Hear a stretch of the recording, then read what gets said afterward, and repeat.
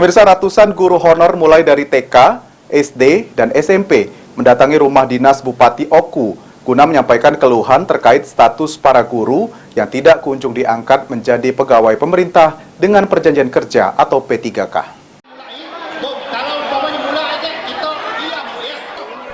Ratusan guru honorer di lingkungan Dinas Pendidikan Oku yang masuk dalam prioritas P1, P2, dan P3 mendatangi pejabat Bupati Oku, Teddy Melwansyah, mengadukan nasib agar mendapat formasi untuk menjadi ASN melalui jalur P3K.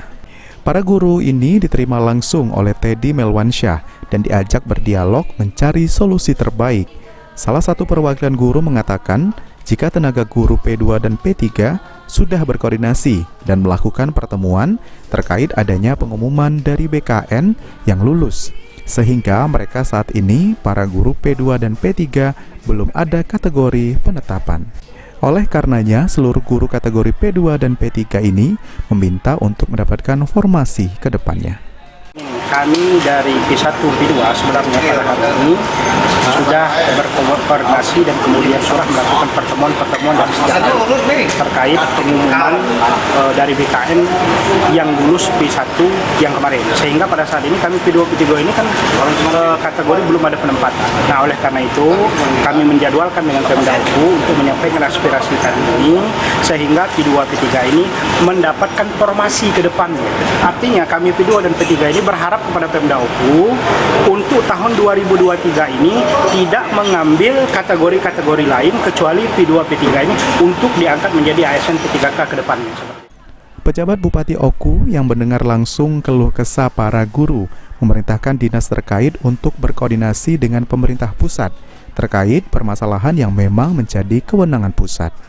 Mengundang teman-teman tenaga honor dari Dinas Pendidikan, tenaga guru prioritas P1, P2, dan P3. Mereka menyampaikan harapan-harapan keinginan mereka terkait status mereka ke depan.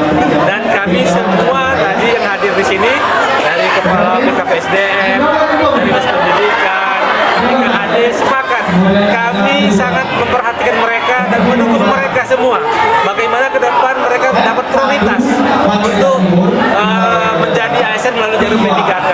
Memang kewenangan ini bukan kewenangan dari Pemda Oku, ini adalah kewenangan dari pemerintah pusat. Tapi kita akan berjuang bersama-sama. Tadi sudah kami perintahkan OPD terkait sore ini berangkat ke Jakarta membawa surat kami untuk bagaimana ke depan mereka dapat prioritas, dan yang paling penting kita mendapatkan formasi yang cukup untuk menempatkan mereka di tahun 2000. Pemerintah Kabupaten Oku sendiri terus berupaya untuk membawa semua keluhan tersebut para guru honorer ke pusat dan untuk ditindaklanjuti. Sementara Kepala Badan Kepegawaian dan Pengembangan Sumber Daya Manusia Oku menyebutkan pemerintah Oku telah menganggarkan untuk tenaga ASN P3K.